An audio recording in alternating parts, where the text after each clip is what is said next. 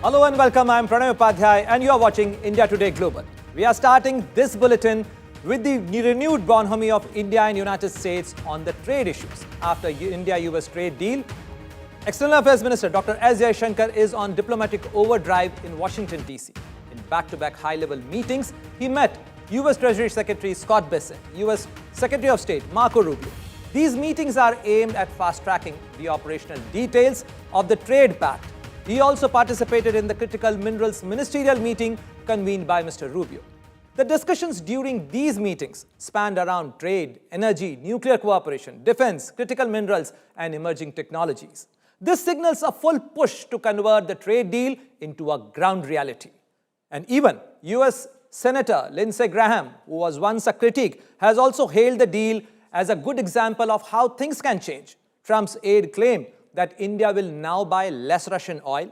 He described the move as evidence that economic pressure on Russia's trading partners could influence the course of conflict. Meanwhile, US Trade Representative Jamieson Greer categorically stated that India has protection around its agriculture products, but Washington would continue to push for greater access to parts of India's protected agriculture sector. 140 crore Indians are celebrating a trade deal which is under final stages of detailing between the negotiating teams of both countries.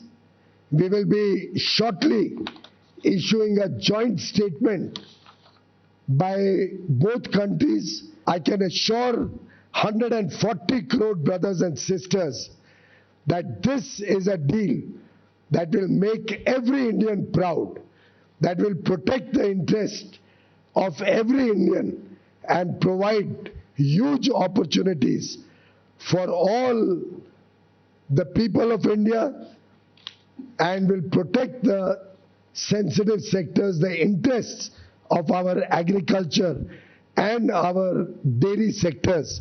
A very good relationship. India committed to not only no longer purchasing Russian oil, but buying oil from the United States, also perhaps from Venezuela too, which we know will now have a direct benefit on the United States and the American people. And in addition to that, Prime Minister Modi committed to $500 billion of investments into the United States, including for transportation, for energy, and for agricultural products as well. So this is another great trade deal. And amid all the concerns and questions regarding the agri sector of India, Union Agriculture Minister Shivraj Singh Chouhan, in an exclusive interview to India Today, has reiterated Prime Minister Narendra Modi's promise, his commitment that interest of farmers will be protected. Let's listen to what Mr. Shivraj Singh Chouhan had to say. Modi ji ने कहा था मैं देश नहीं झुकने दूंगा, कभी देश झुकने नहीं दिया। मोदी जी ने कहा था कितना भी नुकसान हो जाए लेकिन किसानों के हित पे आंच नहीं आने दूंगा, आंच नहीं आने दी। हमने मुख्य अनाज, डेयरी उत्पाद, हमारे प्रमुख फल सबको सुरक्षित रखा है। ऐसा कोई बाजार नहीं खुल रहा जिसमें हमारे किसानों का अहित हो, नुकसान हो। उल्टे मैं ये कहना चाहता हूं, टैरिफ घटने से अब हम चावल का निर्यात करते हैं, चावल के भंडार भरे हैं, चावल का सबसे बड़ा उत्पादक देश है भारत। 63,000 करोड़ रुपए का चावल पिछले साल हमने निर्यात किया। अब टैरिफ घटने से हमारा बासमती हो, बाकी चावल हो, उसको नया बाजार मिलेगा, हमारे मसाले निर्यात होंगे, टेक्सटाइल का निर्यात बढ़ेगा तो किसानों को ही फायदा है, कपास उत्पादक किसानों को फायदा होगा। अब कोई देश ये थोड़ी कहेगा कि हमें घाटा हुआ है, वो अगर कहेंगे तो उनकी बात कहेंगे, लेकिन मैं फिर कह रहा हूं, जिम्मेदारी से कह रहा हूं, भारत का कृषि मंत्री कह रहा है, प्रधानमंत्री जी को धन्यवाद, किसानों के हित पूरी तरह से सुरक्षित रखे गए। So you heard Union Agriculture Minister Shivraj Singh Chouhan clearly saying that the agriculture sector of India remains protected after the India-US trade deal. However, US has also expressed their willingness to participate in a greater partnership with India, and also they would keep seeking access to India's agri market. Why agriculture is such an important sector for India? Because many people are dependent on for their livelihood on this very sector. And Prime Minister Narendra Modi gave a categorical promise that he will do everything to protect the livelihoods of people, those who are involved in the agriculture, in the farming sector, in the shrimps and in the maritime produce sector. And now, to discuss the various other aspects of the India-US trade deal, what is there for the Indian farmers, what is there for the Indian manufacturers in this deal, I am being joined by Mukesh Aghi, President and CEO of the India-US Strategic Partnership Forum from Washington, D.C. So, welcome to India Today. Thank you. Mr. Aghi, first of all, congratulations for this exciting announcement, because I know that you and US ISPF also played their bit in the making of this deal. So, can you briefly tell us what inspired the push for this India-US trade deal and how it all came together? Well, you have to understand that the US is the largest trading partner of India, for almost $200 billion trade between the two countries. And if you look at the services aspect, that's much, much bigger. And to have a 50% tariff for India, which was curtailing the Indian exports into the US, specifically in the low-end garments, gems and jewelries and others. And that's impacting not only the GDP, but also the employment in India.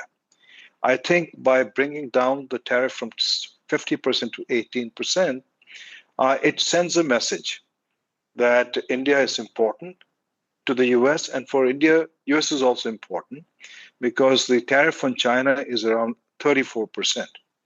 The effort Absolutely, sir. This gives Indian products parties and Indian manufacturers a great advantage, an edge in the US market. But how do you think this will shake things up for everyday businessmen, you know, for the layman of India? If you can help us understand that how it is going to expand the Indian products in US markets. Well, I think they were curtailed by the 50% tariff. The garment guys were struggling. The gem and jewelry guys were struggling. By bringing down to 18%, it is going to basically make them much more competitive in the US market. And you will see the buyers moving to Indian product because product coming from China has 34% tariff. Product coming from Bangladesh has 20% tariff. A product coming from other Asian countries are higher than 18%. So it does make Indian goods much more competitive. And then with the rupee devaluating by 6% or 7%, that adds to the competitiveness of Indian goods. So, do you think that there are still some loose ends in this thing? And if there are some issues, do we have a robust mechanism in place to navigate those differences? No, absolutely. I think India's Commerce Ministry has done a stellar job trying to manage this, and they're working very closely with the USTR in the US. So there is a mechanism, and there are still a few things which are open, and I think both sides are working to close them. But overall, it's a tremendous win for India. So I have to compliment Mr. Aghi, hold for a while. We are getting a breaking news here, because US President Donald Trump has spoken to Chinese President Xi Jinping, and Trump hails his talks with Chinese President, and Trump hails it and called it an excellent conversation with the Chinese President Xi Jinping. And Trump said that he also spoke about the issue of Taiwan, on tariff, on trade, and he discussed many other issues. And President Donald Trump also expressed that he is looking forward to his China trip in April. So this is a big announcement coming from the US President Donald Trump. And Mr. Aghi is with us. Mr. Aghi, how do you see this conversation as? We know that US and China are competitor for the influence in the global market, for the geopolitics and for the geoeconomics. But how do you see this conversation? Do we see a collaboration, a partnership here, or there is a stern message from White House to Beijing? Well, the sentiment in the US is that China is the main competition. And it is the biggest challenge for the US. It's China which has basically taken and stolen a lot of IP from the US. And that's where I think India becomes critical, because India is one country which sees China as a threat, and China has never treated India as an equal partner. So from that perspective, I think the alignment between India and the United States to deal with a very aggressive, assertive China. So yes, the conversations take place, and you need to talk to everybody to ensure that you don't go into conflict. But we do see in every aspect in the US that China will keep on pushing US in every aspect. In fact, when you look at a couple of months ago, it stopped the critical mineral supply to US. And US has to basically back down from that perspective. So we do see China as a challenge, not only for the US, but also for India. So quickly, would you say the better sense prevailed in Washington, D.C., that now India and United States are on the same page? No, absolutely. I think you have to understand in the long term, tariffs do damages to both countries, to the consumer also. And by lowering the tariff, I think it sends a message that it's not just about trade between the two countries, it's also geopolitical. It's also on the technology side, it's on the defense side, it's on the people to people. These two countries have a lot to do together. And by lowering the temperature and the tariff, you will see a much more a greater momentum taking place. Thank you very much, Mr. Aghi, for sharing these thoughts and your perspective on India-US trade deal and a promising pact between India and the United States. But moving on, the same breath, about the economic prospect and how world see India as a lucrative and a promising destination. Iconic fashion brand Hugo Boss CEO speaks exclusively to India Today on how India is emerging as a key growth market. Listen to how Hugo Boss see India as a key growth market amid global slowdown.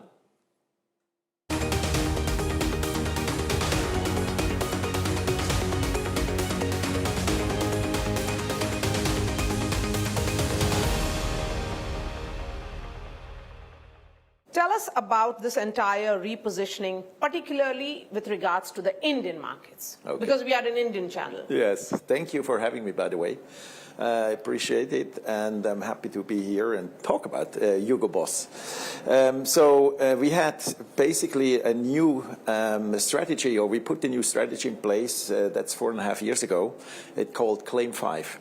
And with Claim 5, we transitioned the whole company. First, we had to refresh the brand because we lost some relevance. We have repositioned and refreshed the product because we were known only as a suit brand. And we actually transformed the brand into a 24/7 lifestyle brand for men and for women. Without losing, of course, the suit business. And then we did, also on omni-channel. We had retail and we had wholesale, but we combined it as omni-channel because you have to be omnipresent. We digitalized the whole company, and we had to put a new culture in place that is based on trust.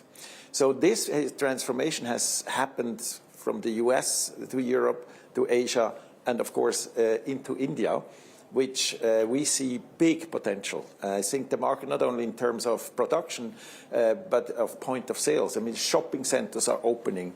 The economy is quite, customer sentiment is good in India, whereas the rest of the world, it's under pressure. But India, today we have roughly 15 stores, and we want to double those stores in the next 2 to 3 years. And we see in India, the brand is well received for men and for women. And just that you understand, Hugo Boss is a platform. We said Hugo Boss is not a brand, Hugo Boss is a platform. And on that platform are 2 brands. One is Boss for millennials, and that says everybody can be a boss as long as you do something, as long as you stand for something. Doesn't matter if man or woman. Hugo is more like the younger brand. You go your own way. It's more rebellish, and for the So more Hugo is essentially you go. Yes. Oh. That's how that's the story behind it. Oh, that's actually quite interesting. So not only big corporations or big economies, but even the small island nations are looking at India with prospects and hope. The Premier of British Virgin Island at the World Government Summit in Dubai spoke to my colleague Geeta Mohan about how doing business with India is important for even their country. Let's listen to this conversation. How is the government, or how's the British Virgin Islands, how are you looking at restructuring, or are you looking at restructuring at all? Well, certainly we've built a very strong economy over the years, not just reliant on tourism and traditional sectors like agriculture and fisheries. But we are a very strong financial center in the Virgin Islands. We have about 370 plus companies registered in the Virgin Islands. We're extremely impressed with what's happening here in the United Arab Emirates, the way that you've used this investment not just to generate wealth, but a sustainable type of living, making sure that persons have good health care, good education, access to quality homes. And this is something that we would like to replicate in the Virgin Islands and in the wider region. But of course, we want to diversify our markets. We want more business coming from the Middle East, from India, etc. We are going on a big trade mission later this year to India, to ASEAN, and of course, tourism continues to be very strong, but we also want to diversify our markets in tourism. Of course, we rely heavily on the United States of America. Soon we'll be extending our airport runway, and we hope to facilitate long-haul flights that would facilitate persons coming from places like the Middle East. While announcing the new trade pact with India, US President Donald Trump claimed that Indian Prime Minister Narendra Modi has agreed to stop buying Russian oil and purchase more from the United States in exchange for reduction of tariffs. India, on the other hand, remains silent on this issue. The ground reality of India's energy ties has a complex geopolitics in the heart of it. Here is a report explaining the entire matter in further detail.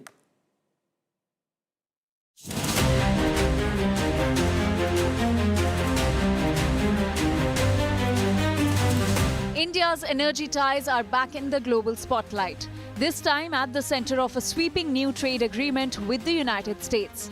Washington claims New Delhi has committed to walking away from Russian crude oil in a move that helped unlock sharply lower tariffs on Indian exports. But the data, the timelines, and the geopolitics tell a more complex story. On Monday, US President Donald Trump announced a landmark trade deal with India, cutting tariffs on Indian goods to 18% from 50%. Those tariffs had included a 25% punitive levy tied directly to India's continued purchases of Russian crude oil.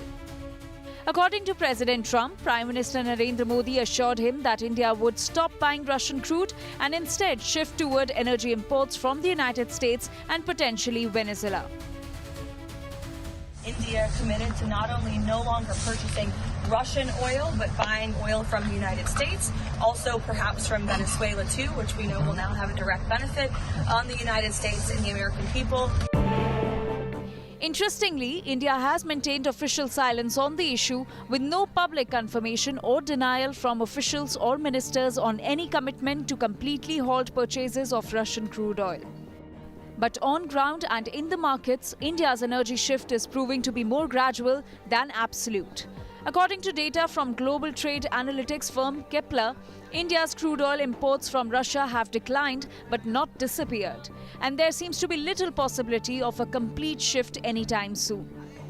Russian crude made up 38% of India's crude oil imports in November. By January, that share had fallen to 22%, even as India's overall oil imports rose.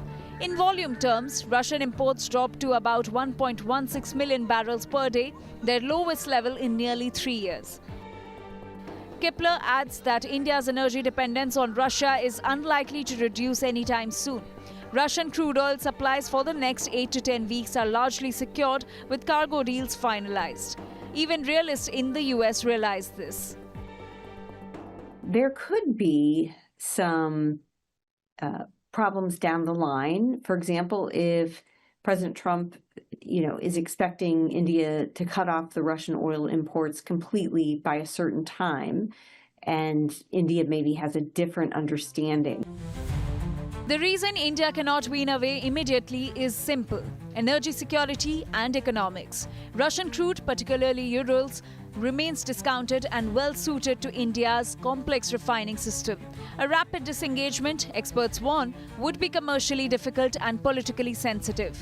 Moscow is already pushing back on Washington's narrative. On Tuesday, Kremlin said that Russia had not heard any statement from India about stopping oil purchases, stressing on the fact that Russia would continue developing ties with India in every possible way. So what comes next? Kepler says while the trade deal is unlikely to cut Russian oil volumes in the near term, it may reshape marginal flows. US crude is emerging as the biggest beneficiary and may rise to 10% of India's oil imports, replacing not Russian oil but West African grades. Venezuelan crude may return in limited opportunistic volumes but not as a long-term alternative. Bureau Report, Business Today TV.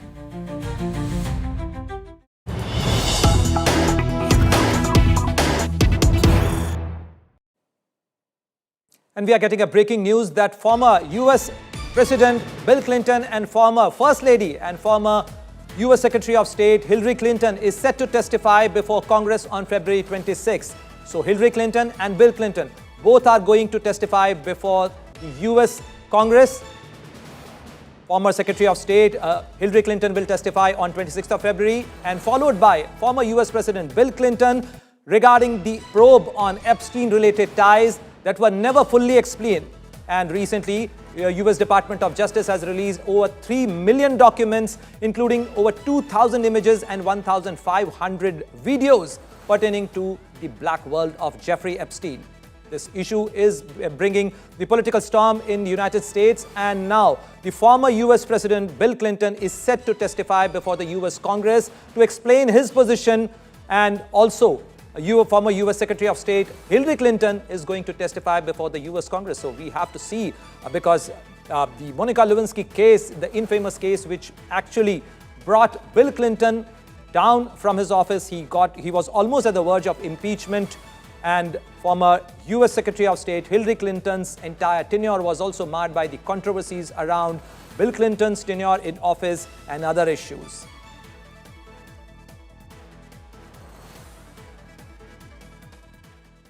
And moving on, let's talk about the timeline of social media. Spain plans to ban social media targeting minors under 16, calling it a shield against the digital Wild West. Prime Minister Pedro Sanchez made the announcement at the World Government Summit in Dubai on February 3rd, 2026. Let's break down the major policy shift.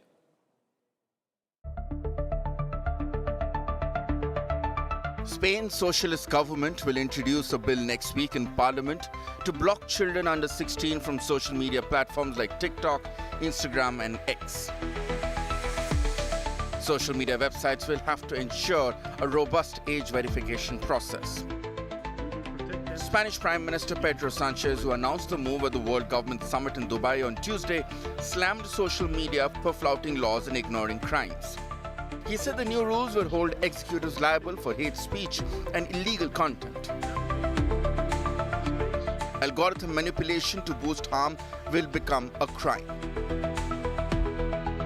Spain will ban access to social media for minors under the age of 16.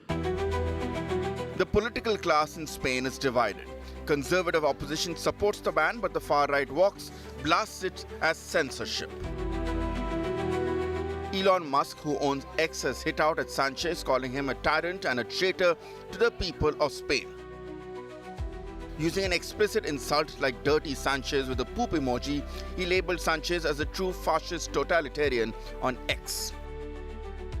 While the move seems to have upset teenagers in Spain, parents welcome the proposed ban. I honestly think I'm a little against it, because even though there are many bad things about social media, there are also good things. And I think it's more of a decision for parents than for the government. I think it's fine. Yes, it's a good measure to encourage children to play with each other and not to be on their mobile phones, which I think is terrible, to be honest. Well, I don't generally like prohibitions, but I understand that this measure is necessary. The ban, drafted with the help of UNICEF experts, could deactivate 7 lakh teen accounts in Spain. Australia had announced a similar ban in December to curb grooming, cyberbullying, porn exposure and addiction. While the United Kingdom and France are also considering similar age-based restrictions. Bureau Report, India Today.